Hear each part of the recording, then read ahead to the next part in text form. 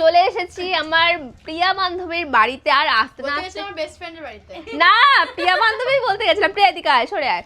তো আর দেখো আসতে না আসতে না প্রিয়া এখন বেস্ট ফ্রেন্ড কি বাজে হিংসা করছে সুমি। যাই হোক, এসে দেখছি এত সুন্দর একটা খাবার এনেছে, মানে এরকম কম্বিনেশন আমি প্রথমবার ট্রাই করলাম। আলুর পরোটা আর তার সাথে একটা চাটনি আর হচ্ছে মাশরুমের বড়া না চপ, পকোড়া যাই হোক হবে। এটা তো আমি প্রথমবার খেলাম, খুবই টেস্টি খেতে, কচমাচে। অ্যান্ড এই কি বলে এটা, আলুর পরোটাটা চাটনি দিয়ে তো কখনো খাইনি, আলুর দম এসব দিয়ে খেয়েছি। চাটনিটা এত টেস্টি হয়েছে কি বলবো, আমি তো পুরো প্রেমে পড়ে গেছি। মানে মনে হচ্ছে এবার প্রিয়ার বাড়িতে আমাকে 15 দিন থাকতেই হবে। থাক ভাই থাক, তোকে আরো খাবার খাওয়াবো, আমাদের এখানে এত খাবার আছে তুই খাই শেষ করতে পারবি না। না কেন এরকম বানাবো, আমার বাড়ি নিয়ে যাবে ওটাই ভাবতেছি আমি।